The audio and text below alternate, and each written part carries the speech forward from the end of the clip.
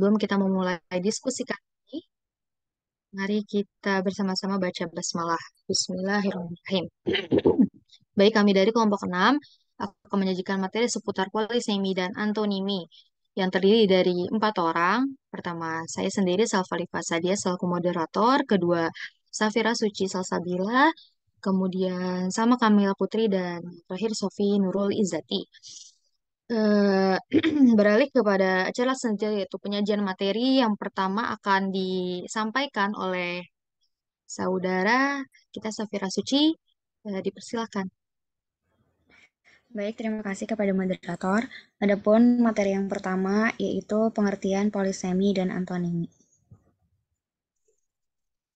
Next slide.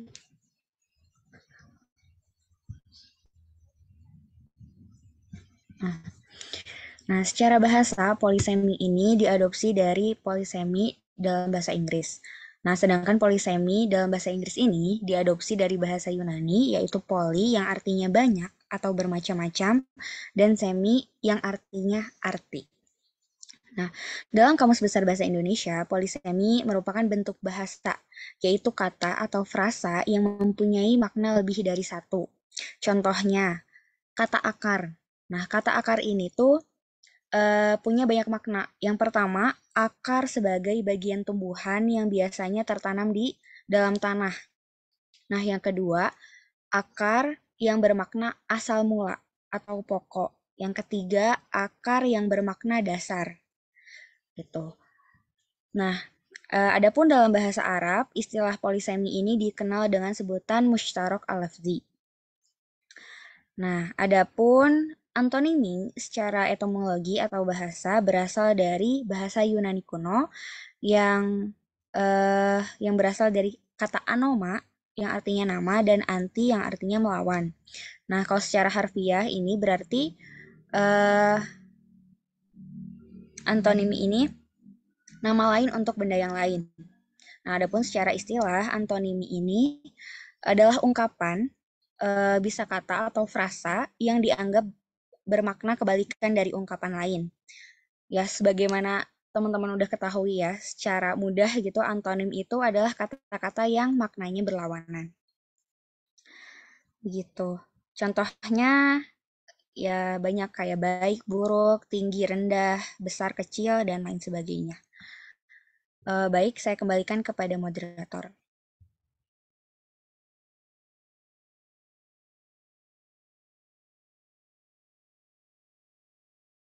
Selanjutnya terkait materi sebab-sebab polisemi akan disampaikan oleh sama Kamila Putri. Pada Salma dipersilakan. Baik, terima kasih. Sekarang saya akan membahas tentang sebab-sebab polisemi. Jadi ada beberapa sebab polisemi. Yang pertama adalah pergeseran penggunaan. Jadi pergeseran penggunaan ini mencolok di kata sifat karena kata sifat itu cenderung berubah maknanya sesuai dengan kata benda yang kita terangkan. Nah, pergeseran pemakaian sebuah kata pada mulanya digunakan untuk satu kontekstual tertentu, tetapi kata itu mengalami perluasan pemakaian pada konteks lain. Misalnya, kalau dalam bahasa Arab ada kata an. An itu awalnya berarti tentang, terus mengalami pergeseran pemakaian, jadi mempunyai makna lain yaitu dari dan kepada. Adapun contohnya, dalam Quran Surah Al-Isra ayat 85, wa yas'alunaka 'anir ruh. Artinya, dan mereka bertanya kepada Muhammad tentang ruh. Di sini an menjadi kepada. Di sini artinya kepada ya. Lalu contoh yang kedua dalam Quran surah Hud ayat 19, alladzina yasudduna 'an sabilillah. Artinya yaitu mereka yang menghalangi dari jalan Allah. Di sini an berarti dari. Lalu yang ketiga ada contoh di Quran Surah Al-Ma'idah ayat 119, radhiyallahu anhum wa radu'an. Artinya Allah ridho kepada mereka dan mereka pun ridho kepadanya. Di sini an berarti kepada. Revisi tadi di Quran Surah Al-Isra yang wais adunaka anir ruh, an di sini berarti tentang ya, anir ruh. Lalu yang kedua adalah spesialisasi dalam lingkungan sosial. Jadi setiap masyarakat itu kadang ada sebuah kata yang setiap satu kata ini sama ya, kedengarannya pun sama. Tapi di beberapa daerah, di 2 daerah aja bisa beda artinya. Kayak misalnya tadi itu contohnya, sebentar ya. Kalau nggak salah tadi contohnya cocot ya. Cocot itu kalau di Sunda mengambil, kalau di Jawa artinya menggigit. Ya kalau nggak salah itu tadi lihat di Google. Lanjut kalau di bahasa Arab ada kata hamala. Nah, di hamala ini mengalami spesialisasi dalam lingkungan sosial. Selain bermakna membawa kata hamala juga bermakna menghafal dan memikulkan. Contohnya ini hamala Hasanun kutubuhu ilal madrasati. Artinya Hasan membawa buku-bukunya ke sekolah. Di sini hamala artinya membawa. Lalu yang kedua, contohnya hamala Muhammadun Al-Qur'an Al-Karim. Artinya Muhammad menghafal Al-Qur'an Al-Karim. Nah, di sini artinya menghafal hamala. Lalu yang kedua, ada dalam Quran surah Al-Baqarah ayat 286 yang berbunyi wala tuhammilna ma la taqata lana bi. Kami tidak akan memikulkan beban kepada seorang hamba kecuali ia dapat memikulnya. Di sini hamala berarti memikul. Jadi konteksnya itu tergantung spesialisasi dalam lingkungan sosial maknanya itu. Jadi faktor pertama ditekankan tuh pemakaiannya itu seperti apa. Kayak misalnya buku-buku. Ada kata hamala berarti ya buku-buku dibawa. Terus ada Al-Qur'an Al-Karim. Hamala di sini artinya menghafal karena Al-Qur'an dihafal. Lalu beban. Kalau beban di apa? Dipikul. Jadi hamala memikul. Seperti itu. Lalu yang ketiga ada bahasa figuratif atau kiasan. Ini digunakan pemakai bahasa ketika ingin membandingkan, mengibaratkan, atau memisahkan suatu kejadian tertentu dengan kejadian lain. Jadi kayak membedakan suatu kejadian tertentu dengan kejadian lain gitu. Misalnya dalam bahasa Arab ada kata yadun yang berarti tangan. Tapi beberapa keadaan ada juga yadun yang berarti kekuasaan. Ada juga yang bermakna figuratif yaitu dermawan. Contoh di sini madda yadaka li akhika. Ulurkan tanganmu kepada saudaramu. Di sini yadun yang artinya tangan.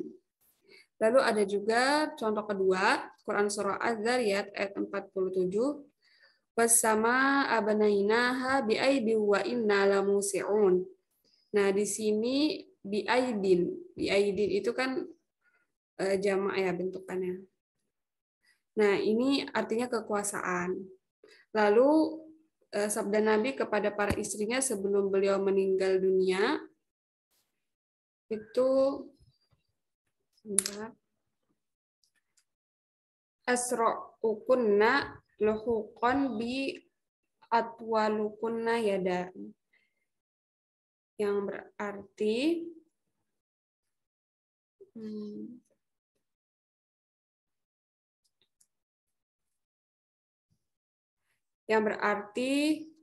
orang yang lebih dulu dari kalian menyusulku meninggal dunia adalah yang paling panjang tangannya.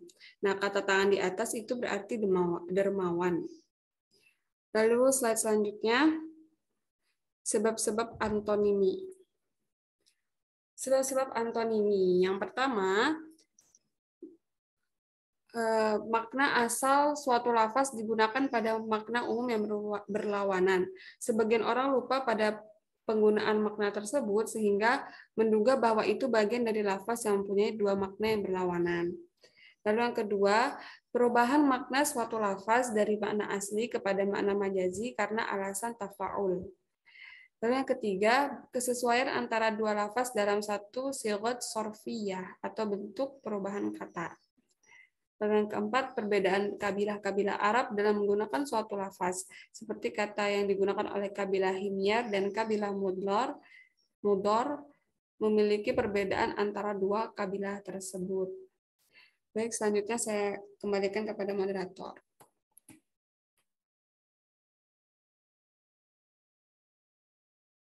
Baik, terima kasih Salma.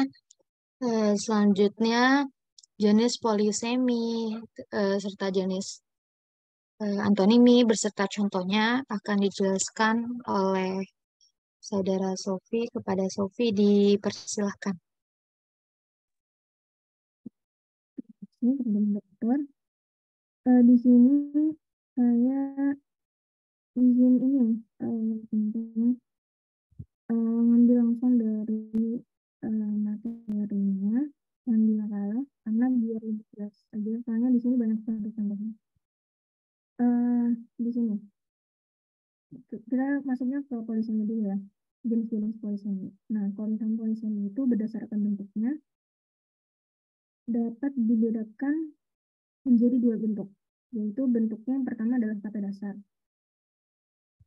Nah, apa sih polisemi kata dasar itu? Berupa polisemi yang berbentuk morfem bebas. Jadi morfem bebas itu adalah kata yang bisa berdiri sendiri. Jadi tanpa bantuan dari kata lain. Jadi bedanya gini, kan kalau misalnya kata yang nggak bisa berdiri sendiri itu kayak misalnya kata hubung ya, kayak di gitu. Itu kan nggak bisa nih diartikan kalau misalkan nggak ada kata lain yang diikutinya atau yang mengikutinya gitu.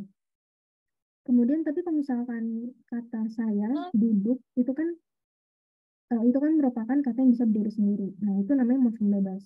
Nah, kemudian kalau kata dasar ini selain dia berbentuk morfem bebas, dia nggak mengalami proses afiksasi atau pengimbuhan. Jadi nggak ada nih imbuhan me atau imbuhan di kayak gitu. Itu nggak ada imbuhan kayak gitu. Kemudian nggak juga mengalami proses reduplikasi atau pengulangan.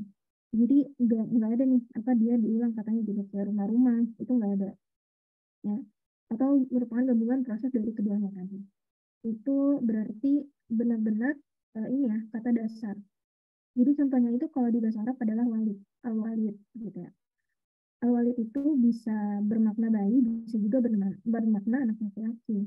Gitu. Al-walid ini merupakan polisemi berbentuk kata dasar.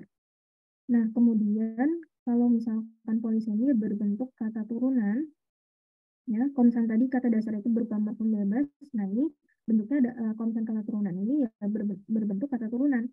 Jadi dia sudah mengalami proses afiksasi atau pengimbuhan, kayak tadi ya ada imbuhan me, di, kayak gitu. Kemudian ada proses reduplikasi ataupun pengulangan, maupun gabungan dari kedua proses tadi. Jadi kalau misalkan berbentuk kata turunan itu, ini ya, kayak misalnya ini, tanah soro. Di sini dia kan ini ya, nih, 3 contoh ini merupakan kata turunan dari Nasoro. Tapi di sini juga maknanya lain-lain nih. Nih, Nasoro. Di sini artinya bukan lagi menolong, tetapi adalah menjadi Nasrani. Artinya itu. Kemudian di sini yang kedua ada tanah soro. Ya, maknanya adalah saling tolong menolong. Bukan lagi bermakna menolong aja, tapi saling tolong menolong. Kemudian di sini ada intasoro, yakni artinya adalah menang. Jadi bukan lagi menolongnya. Karena dia sudah mengalami proses afiksasi di sini ya. Di sini kan ada ketambahan huruf ya, bukan lagi nasoro tapi tanasoro gitu ya. Ada ta, ada juga tasdid, di sini juga ada ta, ada alif gitu. Gitu. Intinya dia merupakan kata turunan. Nah, kemudian kalau misalnya di sumber yang lain itu jelasin juga nih itu polisemi dibagi berdasarkan kelas katanya. Jadi kelas kata kan ada 3 ya. Ada kata kerja, kemudian kata benda, dan kata sifat. Kalau misalnya kata kerja itu ya biasanya disebut verba. Jadi polisemi verba ini bentuknya kata kerja. Ya, kata kerja sebagaimana kita tahu, kayak lari, belajar, duduk, makan, itu kan kata kerja semua ya. Jadi contoh dari polisemi jenis ini, kalau di etapernya itu, misalnya kata ini, ya. Ini kan ada komu, ada yakumu, ada yakumu juga. Tapi ketiga arti makna di sini tuh berbeda. Gitu. Padahal kan kata aslinya sama ya, dia sama-sama koma, ya kan? Nah, di sini di satu ayat ini artinya uh, arti komo itu adalah melaksanakan. Kemudian di ayat yang lain, yakumu di sini maknanya adalah berdiri. Kemudian di yakumu di sini adalah maknanya menghadap gitu ya. Walaupun sama-sama koma, tapi di sini berbeda makna. Yang satu melaksanakan, yang satu berdiri, yang satu lagi menghadap. Nah, itu kata kerja ya tadi. Kemudian kalau misalnya tulisannya berbentuknya kata benda nih. Nah, kata benda itu apa aja sih? Bisa manusia, binatang, benda, konsep, maupun pengertian. Contohnya kayak guru, kucing, meja. Ya, kita tahu ya kata benda itu gimana. Nah, langsung aja masuk ke contohnya. Tapi di sini contohnya pakai bahasa Indonesia. Di sini ada kata kepala ya. Jadi kepala itu artinya bisa bermacam-macam tergantung konteksnya. Di sini yang pertama contohnya itu adalah kepala diartikan sebagai bagian tubuh dari leher ke atas. Berarti ini ya makna yang sudah lazim ya. Sebagaimana artinya kepala itu sendiri. Contohnya adalah kepalanya terluka karena terkena pecahan kaca. Berarti kan kepala dalam artian sebenarnya di sini ya yang dimaksud. Nah, kemudian di sini ada contoh keduanya, kepala itu diartikan sebagai ketua atau pemimpin, gitu. Nah, berarti di sini kepala, contohnya kan adalah kepala kantor itu bukan paman saya, ya kan? Nah, berarti di sini kan kepala itu diartikan sebagai pemimpinnya. Jadi maksudnya pimpinan kantor itu bukan teman saya. Jadi bukan kepala dalam artian yang sebenarnya. Kemudian di sini juga ada kepala diartikan sebagai sesuatu yang berada di atas.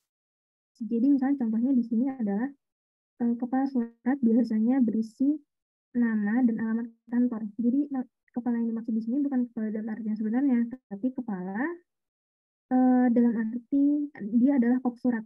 Ya, biasanya kop surat itu kan ini ya, kepala surat itu ada logo yayasan, alamat segala macam gitu ya.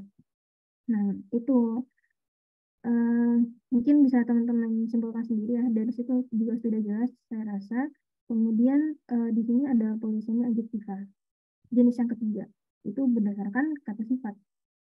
Jadi kata sifat itu apa sih? Nah, kata yang memberi keterangan pada nomina itu kata sifat. Jadi misalnya kayak gini contohnya. Di sini kan kata sifatnya ada kecil, berat, merah, ya kan? Nah, di sini kalau beri kalau di sini bersifat memberi keterangan pada nomina, maka di sini jadi kayak gini kan, anak kecil. Berarti kan dia kecil ini kan adjektiva, anak ini nomina, ya kan? Berarti adjektiva ini memberi keterangan pada nominanya. Sama dengan beban berat, baju merah, juga sama.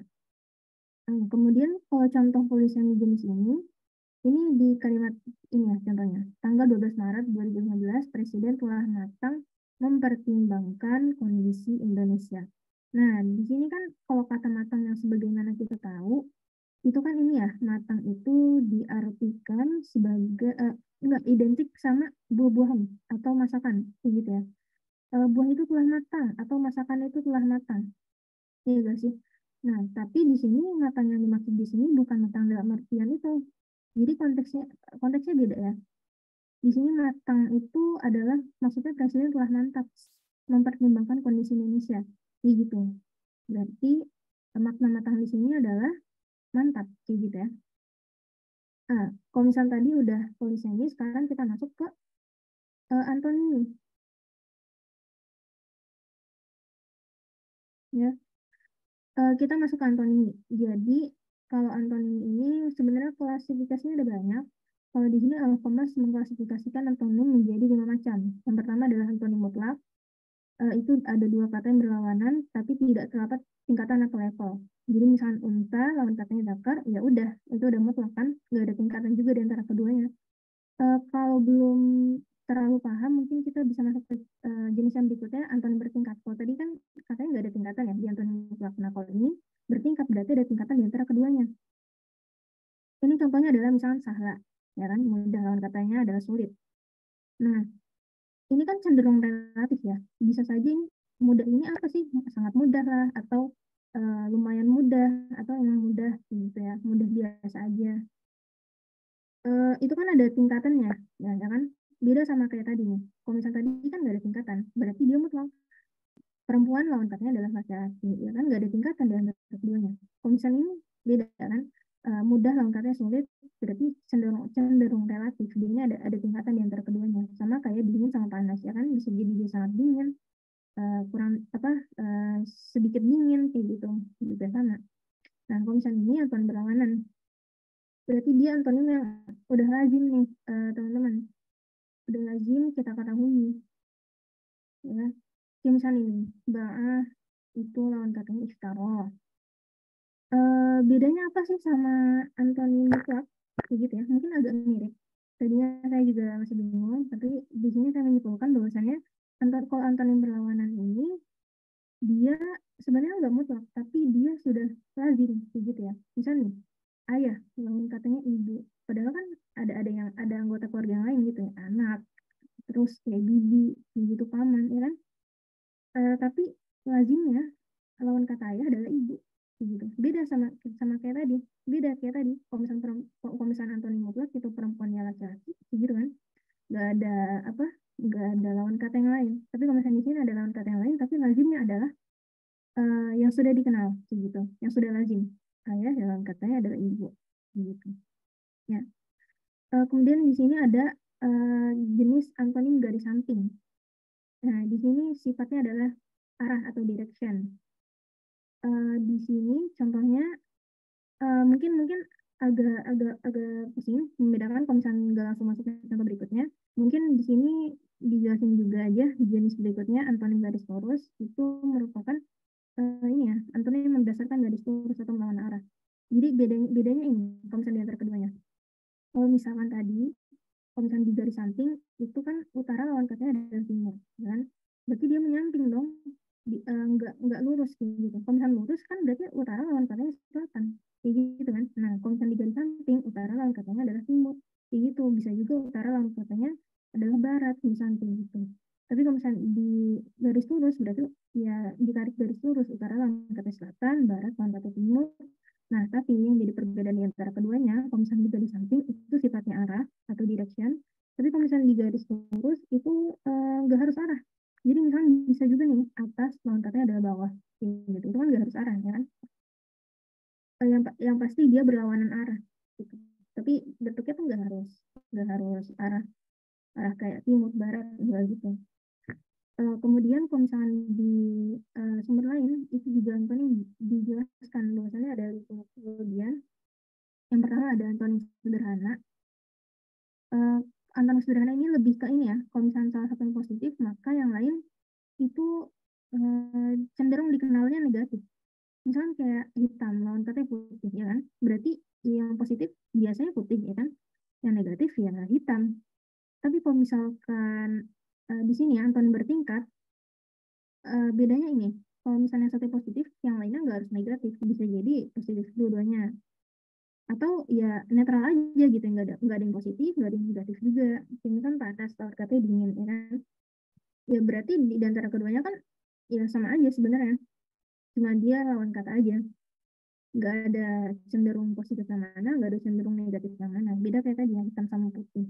Yang biasanya hitam itu dikaitkan dengan negatif, putih itu dikaitkan dengan positif gitu. Kemudian kalau misalnya antonim kebalikan, dia menunjukkan gerakan arah yang berlawanan. Mungkin agak mirip sama yang tadi ya, yang tadi antonim apa garis garis lurus ya. Mungkin agak mirip, tapi karena ini pembagiannya di yang lain, jadi mungkin beda beda juga sih. Kayak misalnya ini contohnya adalah push dorong dengan pull tarik. Atau bisa berarti kan menunjukkan arah yang berlawanan ya. Mungkin bisa juga nih contohnya kayak maju dan mundur. Itu kan arahnya berlawanan. Kemudian antonim konversi. Ia merupakan sudut pandang yang berganti. Jadi kata kerjanya sebenarnya kata aslinya sama ya kan, kerja. Gini kan, kerja. Tapi sudut pandangnya yang berganti. Yang satu adalah pekerja, yang satu adalah pemberi kerjanya. Gitu. Nah, kemudian konsep antonim taksonomi adalah sistem antonim berdasarkan sistem klasifikasi. Jadi ini ya, ahmar lawan katanya adalah azraq. Nah, tapi bisa juga nih merah lawan katanya adalah yang lain juga, warna yang lain. Nah, jadi di sini tapi diklasifikasikan berdasarkan jenisnya. Jadi ini apa nih? Jenis apa? Jenis warna berarti ya kan? Gitu berdasarkan jenisnya. Jadi merah bisa jadi lawan katanya adalah yang lain, hijau atau merah muda kayak gitu. Kemudian, kalau misalnya tadi polisemi ada berdasarkan kata, ya kan pembagiannya. Kalau di antonim juga ada sih sebenarnya. Tinggal dikaitkan aja sama yang tadi. sama aja. Dia antonim tapi bentuknya kata benda. Kayak ini ya, ya kan? Jawaban sama pertanyaan, kata sifat, sombong sama sederhana, kata kerja, nangis sama tertawa, kayak gitu. Kemudian bagian yang terakhir, ini antonim ini dibagi menjadi tiga. Kalau antonim mutlak sama kayak yang tadi, ini ya penjelasannya, yakni contohnya sedih dan bahagia itu berarti udah mutlak. Kalau lawan kata sedih pasti bahagia atau sebaliknya. Kemudian kalau di sini yang tambahan itu adalah antonim hubungan. Jadi antonim hubungan itu sifatnya saling melengkapi. Eh, ini ya, jadi biasanya tuh kalau misalnya antonim jenis ini kalau nggak ada satu kata itu berarti dia nggak ada lawan katanya. Jadi misalnya nih menjual ya, menjual berarti kalau nggak ada menjual nggak mungkin ada membeli.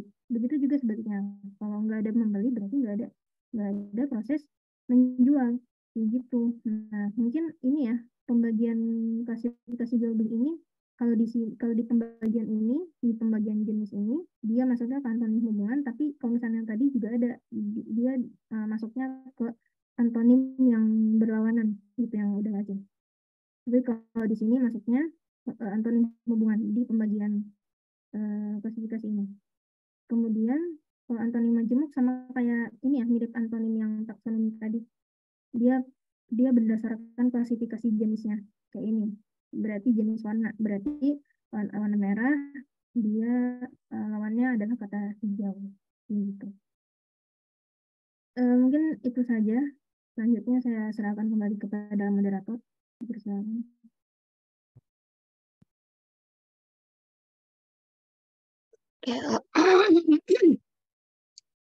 Oke, akan saya bacakan kesimpulan dari ini presentasi hari ini ya.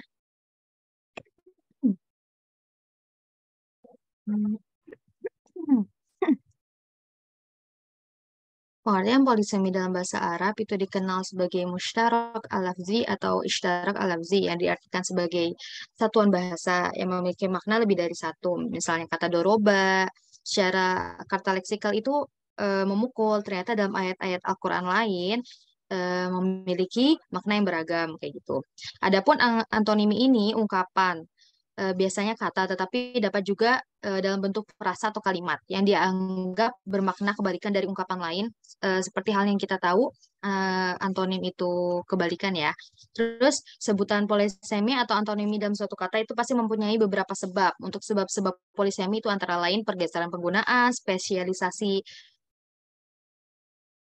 dalam lingkungan, sosial, dan bahasa kiasan. Adapun sebab-sebab yang lainnya itu diantara adapun sebab-sebab antonimi, di antaranya yaitu makna asal suatu lafaz digunakan pada makna umum yang berlawanan, terus kedua perubahan makna suatu lafaz dari makna asli kepada makna majazi, terus yang ketiga kesesuaian antara dua lafaz dalam satu sigat sorfiyah, bentuk perubahan kata dan perbedaan kabil-kabil Arab dalam menggunakan suatu lafaz. Jadi tak heran lagi jika di dalam polisemi serta antonimi itu mempunyai banyak jenis di dalamnya sebagai berikut. Untuk jenis-jenis polisemi itu berdasarkan bentuknya, polisemi itu dapat dibedakan menjadi dua bentuk, yaitu bentuk kata dasar dan kata turunan. Sedangkan dalam sumber yang lain, jenis polisemi itu berdasarkan kelas kata dibagi menjadi tiga, yakni nomina, verba, dan adjektiva. Di sisi lain, antonimi juga mempunyai beberapa jenis juga nih. Al-Khamas mengklasifikasikan antonimi ini menjadi 5 macam, yaitu antonim mutlak, bertingkat, berlawanan, garis lurus, dan garis samping. Dalam sumber lain, antonim dalam terminologi tradisional terbagi menjadi 5, diantaranya yaitu sederhana, bertingkat, kebalikan, konversi, dan taksonimi.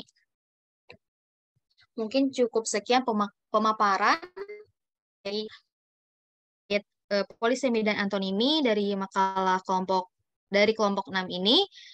Selanjutnya, jika ada pertanyaan teman-teman yang ingin ditanyakan atau masih bingung, bisa bertanya di sini ya. Terima kasih.